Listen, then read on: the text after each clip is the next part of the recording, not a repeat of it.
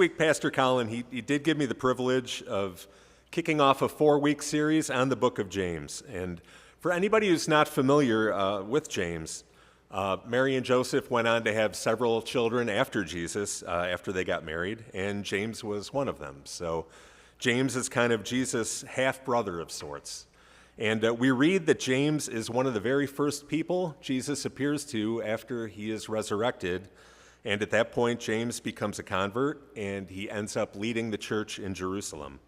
And the book of James is kind of his thoughts on how to live a good life. So why don't we get started by reading James 1, our scripture focus for this morning. James, a servant of God and of the Lord Jesus Christ, to the 12 tribes in the dispersion, greetings. My brothers and sisters, whenever you face trials of any kind, consider it nothing but joy, because you know that the testing of your faith produces endurance. And let endurance have its full effect, so that you may be mature and complete, lacking in nothing.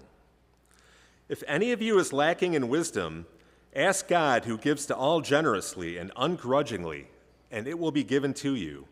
But ask in faith, never doubting, for the one who doubts is like a wave in the sea, driven and tossed by the wind. For the doubter, being double-minded and unstable in every way, must not expect to receive anything from the Lord.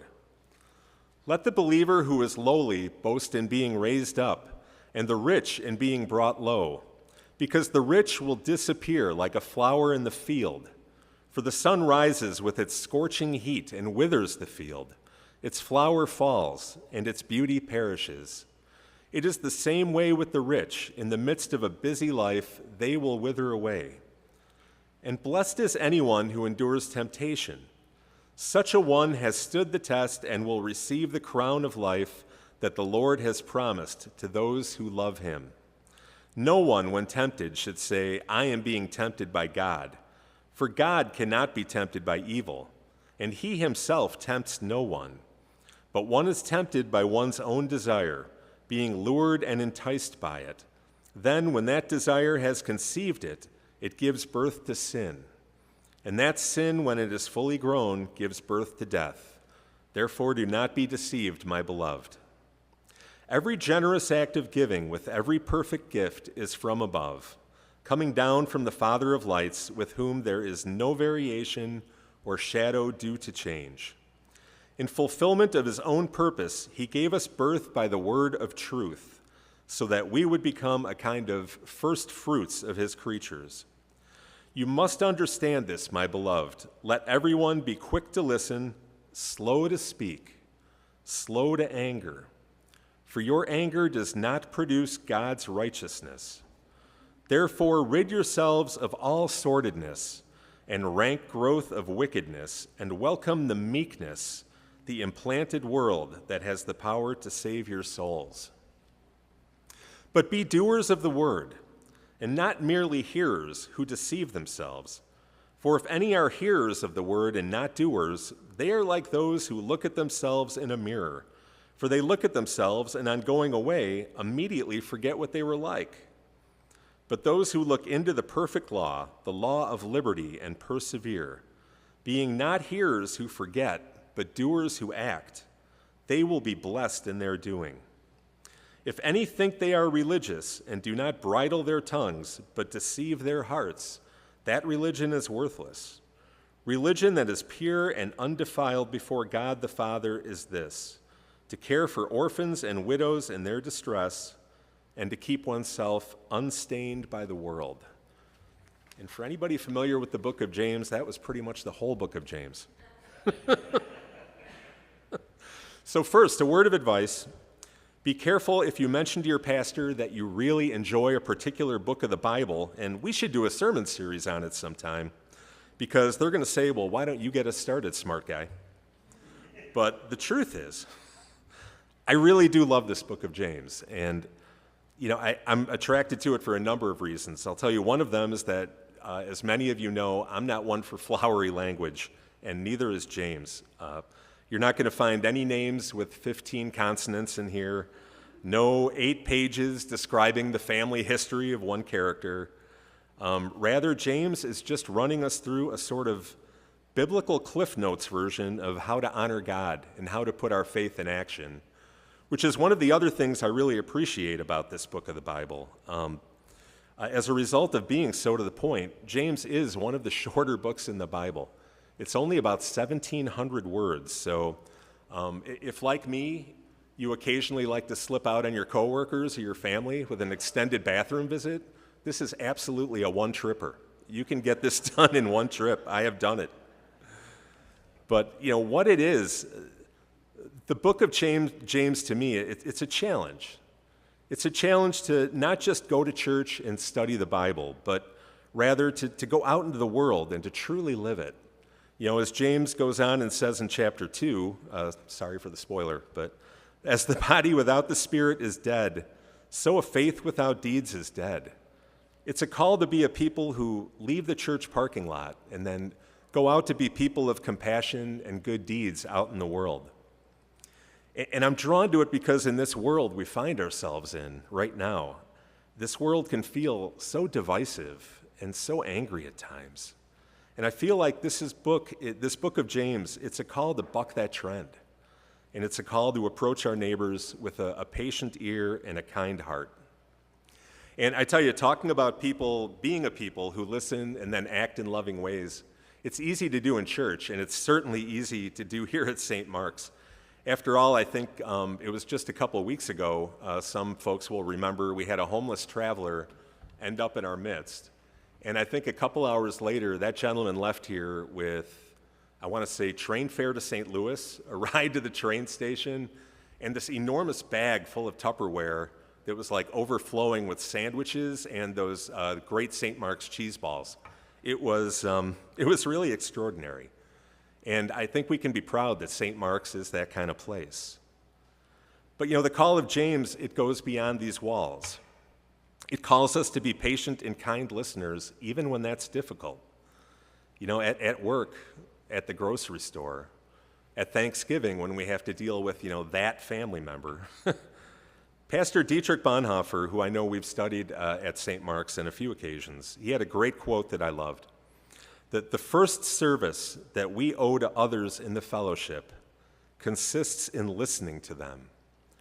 Just as love to God begins with listening to his word, so the beginning of love for our brethren is learning to listen to them. And I have to be honest, this is something, as many of you may know, I need to do a lot of work on this. But in our reading today, I feel like James gave me one of the first big clues in how to get started. As James said in verse 19, be quick to listen, slow to speak, and slow to become angry. And I have to be honest, our human nature, it doesn't always make us the best listeners. And I am as guilty or more so than anyone. So this deep dive into the book of James, it gave me a lot to think about this week. And as I thought about that, and as I flew around the Bible and around Google getting ready for this, there were 3 things that really stuck out to me about the art of being a good listener. The first thing that really stuck out to me, and if I'm honest, the most difficult, good listening requires us to focus on patience. Too often when somebody is talking, I can be guilty of interrupting to inject my own thoughts, or I try and get them to cut to the chase by suggesting where their story was heading. Essentially, and I do love this quote also from Pastor Dietrich, he said, wait for the caboose to go by before you cross their train of thought. Because, too often the important stuff, it comes at the end of a long story. And being a good listener, that's a calling to hear completely what is being said. And I know we all have that friend or that coworker whose stories go on forever. And more often than not, we can be that friend or coworker whose stories go on forever. But, part of the call of James is to understand that when we listen to others kindly and patiently, we are showing them love. As James says, be quick to listen and slow to speak. The second thing that stuck out to me about good listening this week is that, I realized good listening, it does as much or more for us as it does to the person we're listening to. And being a good and patient listener is also a great way to build community. You know, Proverbs 1 says, "Let the wise learn and add to their learning, and let the discerning get guidance." And I find when we open our hearts and minds to what people are really saying to us, we get fresh perspective, and we grow too. And I'll tell you this, I am proud to have a few friends who on both extreme ends of the spectrum embrace political views and social views that may be very different than my own. And we all agree that we can hear each other out, and we can still be friends at the end of it. And I tell you, I walk away from those conversations with fresh knowledge and fresh perspective, and knowledge and perspective helps me navigate a lot of conflict in this really strange world we live in right now.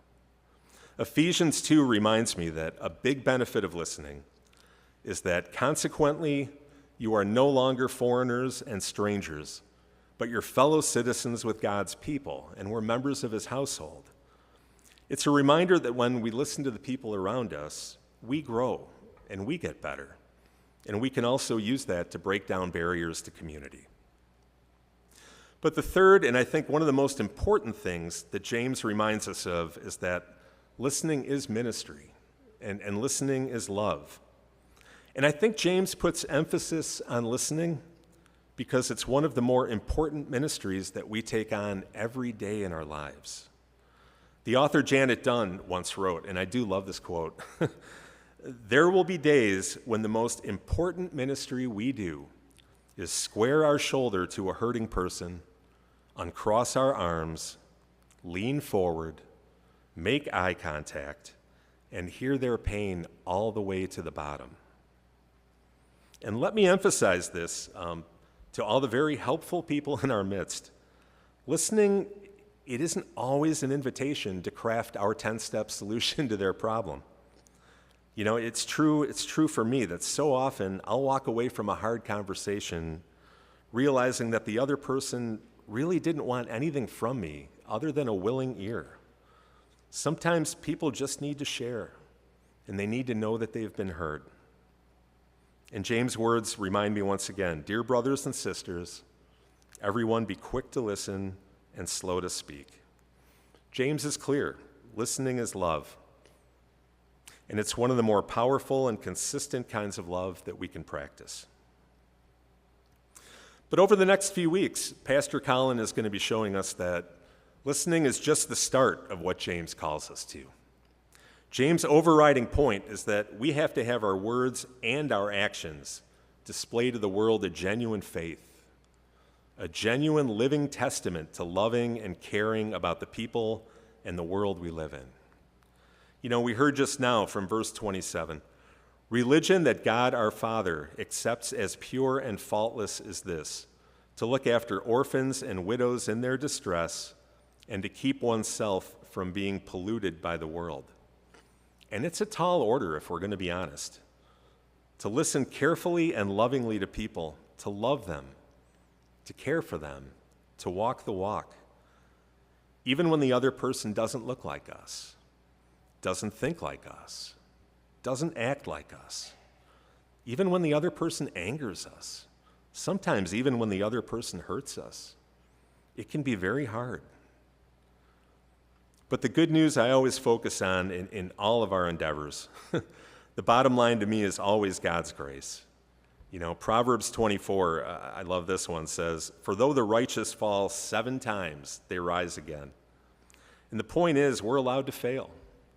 We're allowed to have good days and bad days. And God promises us his grace whenever we come up short in these endeavors. I do want to wrap up today with one of my very favorite analogies that I draw strength from constantly, and I am shamelessly stealing from the book Every Man's Battle here. And I have to apologize to Packer fans, and this is the only time I will apologize to Packer fans. But I am going to talk for a minute about the legendary Bears running back, Walter Payton. And the question that comes up is, if you had to sum up his career with a number, one number, which one would you pick? And you know, quickly, I know a lot of sports trivia geeks are going to type feverishly on the phones and come up with 16,726. That's the number of yards he rushed, an NFL record that stood for nearly 15 years after he retired. And if you're a number geek like me, you know that's about 9.5 miles. It would darn near get you from here to Lake Forest. It's incredible. But that's not the number I think of when I think of Walter's career. I think about 4.4. 4.4 yards per carry. This man ran from here to Lake Forest, and every 4.5 yards, some huge guy knocked him down. And he got up, he went back to the huddle, and he did it again. And he tried again and again until he had gone 9.5 miles and into the Hall of Fame. And I think of Walter and 4.4 yards a lot because sometimes to me, life feels like that a lot. You know, life can feel like a constant challenge that comes at us every 4.5 yards.